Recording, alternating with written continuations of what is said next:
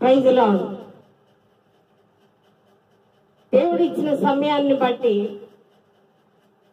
ఈ దినాన్ని బట్టి మీ అందరికీ నా వందనాలు చెల్లించుకుంటూ ఉంటున్నాను. ఇది మనం అంశాన్ని చూసుకున్నట్లయితే ఆయన మన మధ్య సంచరించుతూ ఉంటున్నాడు. ఆయన మన మధ్య తప్పకుండా ఉండే దేవుడై ఉంటున్నాడు.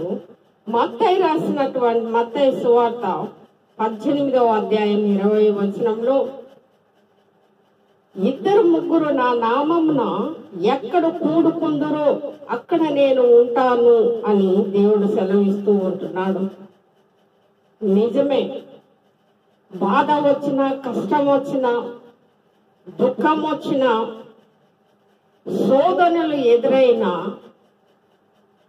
మనము ఒకరు ఇద్దరు ముగ్గురు కూర్చొని భారంగా మనం ఏ రీతిగా ప్రార్థన చేస్తామో అక్కడ మన ప్రార్థన ఆలకించే దేవుడై ఉంటున్నాడు. ప్రభువు మహిమ పరచబడిన వాడుగా, మహిమ పరిచినటువంటి దేవుడు పరలోక మహిమలో అత్యున్నత సింహాసనాన్ని అధిరోహించి ఉన్నప్పటికీ తన పరిశుద్ధుల మధ్య ఆయన సంచరించుచున్నాడు. తన పరిశుద్ధుల మధ్యన ఆయన సంచరించుచూ ఉంటున్నాడు. ఆయన ఈ లోకాన్ని జయించినాడు, వెళ్ళిపోయి పైకి తండ్రి కుడిపార్శ్వమున కూర్చొని ఉన్నాడు. కానీ ఆయన ఆత్మ మాత్రము మన దగ్గరే ఉన్నది. మనలో ఆత్మ ఉన్నది కనుకనే ఈ మధ్య మనము ఎంత ప్రార్థనలు చేసినామో, ఎన్ని శోధనలు కలిగి ఉంటున్నాయో, ఎన్ని బాధలు భరించినామో, దేవుణ్ణి ఎంత అవమానపరిచినారో, దేవుణ్ణి ఎన్ని దుర్భాషలాడినారో, ఈ దినాన ఆ పాపం అంతా కూడా దుఃఖమయముగా వారికి మారి ఉంటున్నట్లు మనం చూస్తూ ఉంటున్నాం. ఏ రీతిగా క్రైస్తవుల్ని హింసిస్తూ అనేక మందిని ఇబ్బంది పెట్టిన వారందరినీ కూడా దేవుడు పడగొట్టి ఉంటున్నాడు. ప్రతి వారి ప్రార్థన ఆలకించి ఉంటున్నాడు. ఆ పాపము ఊరికనే పోదు. ఆ పాపము క్షణ క్షణము దహించి వేస్తూనే ఉంటున్నది. కనుక నువ్వు బ్రతికి చచ్చిన రీతిగానే ఉంటున్నావు.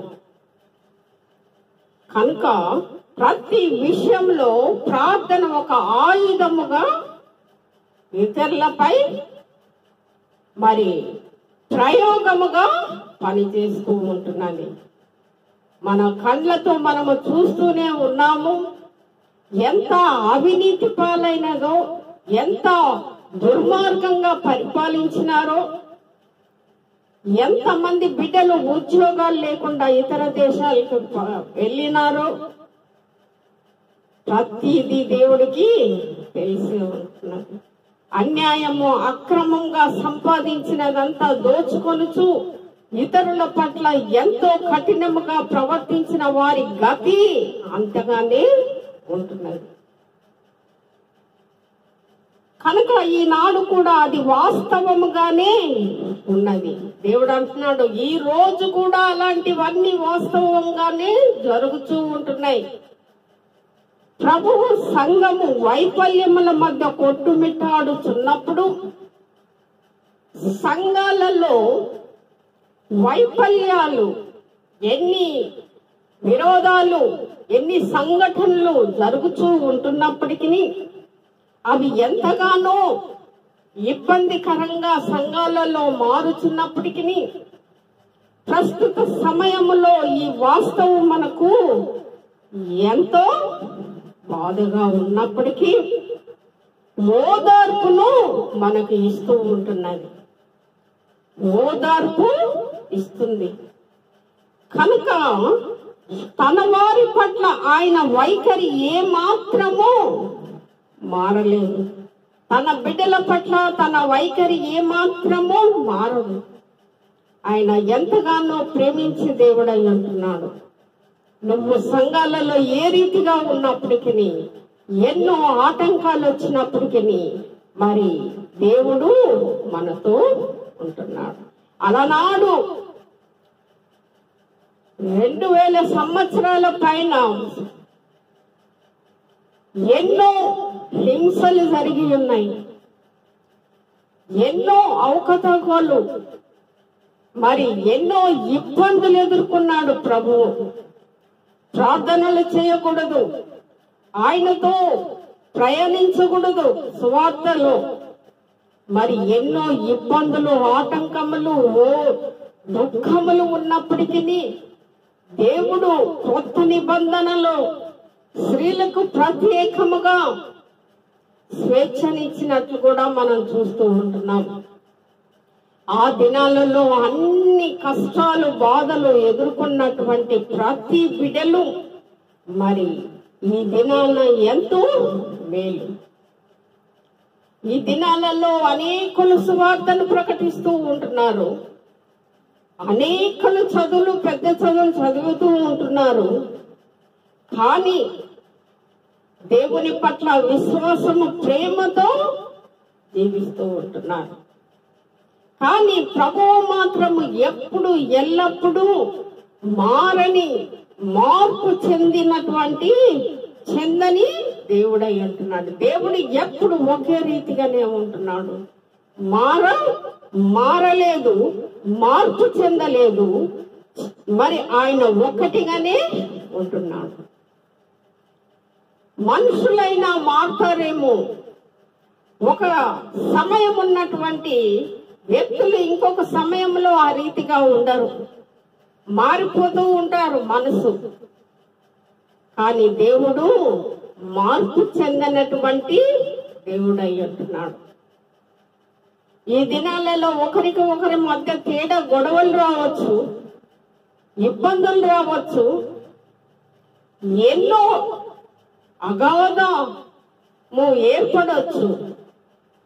కానీ మనుషులు తేడా మాట్లాడుకోవచ్చు. కానీ దేవుడు క్షమించే దేవుడు అయి ఉంటున్నాడు. ప్రతి వ్యక్తిని దగ్గరకు తీసుకుంటూ ఉంటాడు. అందుకనే ఇక్కడ మనం చూస్తూ ఉంటున్నాం, ఆయన మనసుకు మనకు ఎంత ఆదరణో, ఆయన మన మనసుకు ఎంతో ఆదరణగా ఉంటున్నాడు. మన ఎంతటి ఘోరమైన వైఫల్యాల మధ్య ఉన్నప్పటికీ, మనము ఎంతో ఘోరమైన వైఫల్యాల మధ్య ఉన్నప్పటికీ, ఉదాహరణగా మణిపూర్నే తీసుకున్నాం. ఎంత ఘోరమైనటువంటి పరిస్థితుల్లో ఉన్నప్పటికీ, మన పరిస్థితులు సరిలేనప్పుడు నిరాశలు, నిస్పృహలు మనల్ని ఎంత బలంగా కృంగదీస్తూ ఉంటాయి. రోడ్ల మీద ప్రార్థనలు చేసి ఉన్నారు వాళ్ళు, వర్షాలలో తడుస్తూ ప్రార్థనలు చేసినారు, కొట్టించుకుంటూ అవమానపరచబడినటువంటి వారు. మరి ఈ దినాన ఆ పాపము ఊరికనే పోదు. దేవుడు అంటాడు కదా, నేను ఎల్లప్పుడూ ఒకే రీతిగా ఉన్న దేవుణ్ణి కనుక ఈ దినాన, ఈ సమయాలలో అట్టి వారి పరిస్థితులని ఆయన చూసుకునే దేవుడై అంటాడు. కనుక ఆయన మన పట్ల ఉన్న ప్రేమ, దయ, జాలి, కనికరము, అట్టి వారి ప్రార్థనలన్నీ దేవుడు ఆలకించి ఉంటున్నాడు. అట్టి వారిని మరి శోధన నుండి ఆయన రక్షించినాడు, బాధల నుండి రక్షించినాడు, వేదనలు, ఆకలి బాధలతోటి అలమటించినారు, ఎంతో మందిని చంపివేసినారు, కొట్టినారు. కానీ ఈ దినాన ఆ పాపము దహించి వేసేదిగా ఉంటున్నది. కనుక వారిని ఆయన క్రీస్తు మనకున్నాడనే ఒకే ఒక వాస్తవమును నమ్ముడి. దేవుడు మనకు ఉన్నాడు అనే వాస్తవాన్ని నమ్మండి. అది ఎప్పటికైనా కూడా నువ్వు పడ్డటువంటి కష్టము, బాధ ఎవరి చేతి ద్వారానో, ఎవరి క్రిందనో మరి అట్టి వారిని దేవుడు నలుగగొట్టే దేవుడు అయి ఉంటున్నాడు. క్షణ క్షణము నలుగగొడుతూనే ఉంటాడు. క్షణ క్షణము మానసికంగా కృంగదీసే దేవుడు అయి ఉంటున్నాడు. క్షణ క్షణము దుఃఖపడుతూ ఉంటాడు. అదే బాధ వారికి సంభవిస్తూ ఉంటున్నది. కనుకనే మనల్ని ఆదరించి ఓదార్చి ధైర్యపరిచినాడు. కష్టాల్లో బాధల్లో నేను మీకు చాలినంత దేవునిగా ఉంటున్నాను. మరి అలాంటి దేవుడు ఉంటున్నాడు కనుక అందు నిమిత్తమే ఎక్కడైతే ప్రార్థన చేస్తామో అక్కడ దేవుడు తప్పకుండా ఉంటాడు. కనుక మన కృపావరములు, ఆస్తి అంతస్తులు, ధన ధాన్యములు, హోదాలు, ఉన్నత స్థానాలు దేవుడు ఆశిస్తలేడు. లేక సర్వ సమృద్ధి అయిన క్రీస్తును ప్రేమిస్తూ ఉంటున్నామా? ఏది లేనప్పటికీ నువ్వు దేవుణ్ణి ప్రేమించే వారిగా ఉండాలి. ప్రేమ అక్కడ నుంచే మనము పొందుకుంటూ ఉంటాం. నీలో శోధన బాధలు ఉన్నప్పుడు ఆయనను జ్ఞాపకం చేసుకున్నాము, ఆయనను ప్రార్థించము. నిన్ను ఎవరైతే శోధిస్తున్నారో అట్టి వారిని దేవుడు నలగగొట్టే దేవుడై ఉంటున్నాడు. కనుక ప్రభు అయిన యేసు పలికినటువంటి ఈ మాటలు మరి పదే పదే ఆలోచింపజేస్తూ ఉంటాయి. చాలా మంది అనుకుంటూ ఉంటారు, దేవుడు ఎప్పుడో చనిపోయి వెళ్ళిపోయినాడు కదా, మరి ఇప్పుడు దేవుడు ఉన్నాడని అంటూ ఉంటారే అని. తప్పకుండా పోదు. ఆయన యొక్క ఆత్మను మన మధ్య ఉంచి ఆయన పనులను జరిగించుకుంటూ ఉంటున్నాడు. ఎక్కడ ఇద్దరు ఉంటారో, ముగ్గురు ఉంటారో దేవుడు తప్పక నన్ను ప్రార్థించే వారిగా ఉండుడి. కనుక నేను మీతోనే ఉంటాను. దేవుడు అంటున్నాడు, నేను మీతో ఉంటాను, మీలో ఉంటాను, మిమ్మల్ని నేను వెంబడిస్తూ ఉంటాను. ఈరోజు పాపం చేసినటువంటి వారు ఎంతో మంది చూస్తూనే ఉంటున్నాం. పాపం అధికమైనప్పుడు మరణము సంభవిస్తూనే ఉంటున్నది. దానికి ఎవ్వరు కూడా అడ్డు పెట్టలేరు. కనుక దేవుడు ప్రతి విషయంలోనూ చూస్తూనే ఉంటున్నాడు. విశ్వసించిన వారందరూ ఒక్కడిగా కూడుకొని ఆరాధించుడు. విశ్వసించిన వారందరూ మీరు ఒక్క చోట కూర్చొని మీరందరూ కలిసి ఆరాధించండి. భిన్నమైన సంగతులను గురించి మాట్లాడే వ్యక్తులు ఆ రోజుల్లో ఉండేవారు కాదు. భిన్నమైనటువంటి మాటలు, భిన్నమైనటువంటి చేష్టలు చేసేటటువంటి వారు ఆ రోజులలో ఉన్నారు, కానీ చాలా తక్కువ మంది ఉంటారు. ఈ దినాలలో చాలా ఎక్కువ మంది అయిపోయినారు. విరోధాలు ఎక్కువైపోయినాయి. రాకడ సమయము దగ్గరగా ఉంటున్నది. కనుక మనం చూసినట్లయితే గొర్రెలను చెల్లాచెదురు చేసే క్రూరమైన తోడేళ్లు ఇంకను సంఘములోనికి ప్రవేశించని రోజులవి. గొర్రెలను చెల్లాచెదరుగా చేసే క్రూరమైన తోడేళ్లు ఇంకను సంఘములోనికి ప్రవేశించని రోజులు. ఆ రోజులలో క్రూరమైన తోడేళ్లు ప్రవేశించినటువంటి రోజులు గడిచిపోయిన దినాలు. ఈ దినాలలో క్రూరమైన తోడేళ్లు, క్రూరమైన మృగాలు, క్రూరమైన వ్యక్తులు ప్రవేశిస్తూ ఇంకా వ్యతిరేకిస్తూనే ఉంటున్నారు. ఇంకా వ్యతిరేకిస్తున్నారంటే వారికి మూడినట్టే. కనుక పరిస్థితుల్లో ఎంతటి మార్పు చోటు చేసుకుంది, కానీ ఆయన వాక్యము మట్టుకు ఎల్లప్పుడూ నిలిచి ఉండును. పరిస్థితులు ఎంత తారుమారైనప్పటికీ, పరిస్థితులు ఏ రీతిగా ఉన్నప్పటికీ ఆయన వాక్యము మాత్రము ఎల్లప్పుడూ ఒకే రీతిగా ఉండును. కనుక అది ఎన్నటికీ మారదు, మార్పు చెందదు. వాక్యము ఎప్పటికీ మారదు, మార్పు చెందదు. మరలా గతించిపోయే ఈ యొక్క లోకము పోయేంత వరకు మారదు. వాక్యము ఎప్పుడు ఒకే రీతిగా ఉంటున్నది. కనుక ఇద్దరు ముగ్గురు నా నామమున కూర్చుండి అక్కడ నేను ఉండి వారి యొక్క పరిస్థితులను, వారి యొక్క బాధలను నేను గ్రహించే దేవుడునై ఉన్నాను. వారిని ఓదార్చే దేవుడను, వారిని శాంతింపజేసే దేవుడను, వారి కష్టాల నష్టాలను తీర్చే దేవుడనై ఉన్నానని దేవుడు మాట్లాడుతూ ఉంటున్నాడు. అవును, సరైనటువంటి దేవుడు సరైనటువంటి సమయములో మనకు ఉత్తరం ఇచ్చే దేవుడై అంటున్నాడు.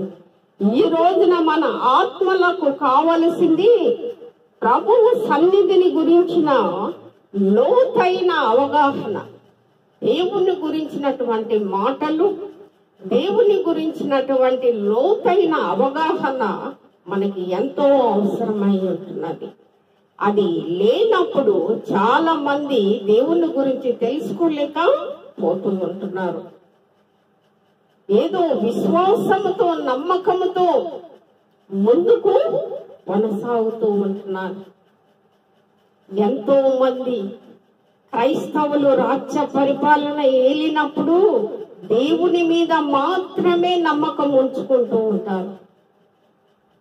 కనుకనే దేవుడే ప్రతిదీ చూసుకునే దేవుడై అంటున్నాడు. కనుక ప్రతి ప్రార్థన ఆయన ఆలకించే దేవుడు. కనుక నా ప్రార్థన నేటి సంఘాలకు కూడా నడిపిస్తూ ఉంటుంది. ఆ ప్రార్థనలు నేటి సంఘాలలో కూడా ఆ ప్రార్థన నడిపిస్తూ ఉంటుంది. ఎనోస్ కాలంలో ప్రార్థన మొదలుపెట్టిన రీతిగా ఇప్పటికీ ఆ ప్రార్థన కొనసాగుతూనే ఉంటున్నది. ప్రార్థన లేని జీవితము వ్యర్థమే. మనతోనే, మన మధ్యలోనే క్రూర మృగాలున్నాయి, మనతోనే ఉంటున్నాయి తోడేళ్ళు. ఎప్పుడు పొంచి ఉందమా, ఎప్పుడు వారిని నిందించుదమా, ఎప్పుడు వారిని అసహించుదమా, ఇదే ఆలోచన. దేవుని పట్ల ఆలోచన ఉండదు. ఈ దినాలలో రాజకీయాలు అధికమైపోతూ ఉంటున్నాయి. కనుక వారములోని మొదటి దినాన మనము ఎందుకు కూడుకొని ఉంటున్నాం? ఎవరి కొరకు? మనుషుల కొరక, దేవుని కొరక? మరి మనందరము కూడా దేవుని కొరకు దేవుని మందిరములో కూడుకొనుచూ ఉంటున్నాం. కనుక అప్పుడు ఆయన సన్నిధిలో మనకు ఎంతో ప్రశాంతత దొరుకుతుంది. నువ్వు ఇంట్లో ఎన్నో సమస్యలతో బాధపడినప్పుడు నీ మందిరములో నీకు ఎంతో ప్రశాంతత లభిస్తుంది. కనుక దేవుడు ప్రశాంతతను, నెమ్మదిని దయచేసే దేవుడై అంటున్నాడు. కనుక ఆయనతో మనము ఏకీభవించి ప్రార్థనలో గడిపే వారిగా ఉండాలి. మన మాటలను, మన క్రియలను, మన ప్రవర్తనను, మన నడవడికను ఎంతగా ప్రభావితం చేస్తుందో కదా. మనం ఎలా ఉంటున్నాము, ఏ రీతిగా ఉంటున్నాము, ఏ రీతిగా జీవిస్తూ ఉంటున్నాము, మన ప్రవర్తన ఏ రీతిగా ఉంటున్నది, మరి ఎంతగా ప్రభావితం చేస్తుందో మరొక్కసారి ఆలోచించండి. ఆయన సన్నిధిలో ప్రశాంతంగా గడిపే అవకాశము ఎంతో మందికి లభిస్తూ ఉంటుంది. ఆయన సన్నిధిలోనే మనకి ప్రశాంతత దొరుకుతుంది. ఎక్కడ లేని ప్రశాంతత ఆయన ద్వారానే మనము పొందుకుంటూ ఉంటున్నాం. కనుక ప్రతి ఒక్కరూ ప్రతి విషయంలో, ప్రతి కుటుంబంలోని సమస్యలు ప్రతిదీ ఎదుర్కొనుటకు, ప్రతి సాతానును జయించుటకు ప్రార్థన ఎంతో ముఖ్యమై ఉంటున్నది. ప్రార్థన ద్వారా జయించే శక్తిని దేవుడు, బలాన్ని మనకు దయచేసి ఉన్నాడు. కనుక అలాంటి కృప దేవుడు మనందరికీ దయచేయుగాక. ఆమేన్. ప్రార్థించుకుందాం. పరిశుద్ధుడా, మిక్కిలి కనికరము గల మా పరలోకపు తండ్రి, ప్రతి విషయంలోనూ, ప్రతి పనిలోనూ, ప్రతి నడవడికల్లోనూ మేము ఏ విధంగా జీవిస్తున్నామో మా నడవడికలను మార్చుకొనుచు ప్రతి వ్యక్తి మా ప్రభువా ఏ విధంగా నడుస్తూ, ఏ రీతిగా ప్రార్థిస్తూ, ప్రతి విషయంలో అక్కడ ఒకరు, ఇద్దరు, ముగ్గురు కూడుకున్న దగ్గర నేను ఉంటాను మీ మధ్యన అని చెప్పినటువంటి మాటలు ప్రభువా, అవును నా తండ్రి, ప్రతి ప్రార్థన ఆలకించే దేవుడై ఉంటున్నావు. ప్రతి ప్రార్థన నా ప్రభువా నీ ఒక్కడివే జవాబిచ్చే దేవుడు అయి ఉంటున్నావు.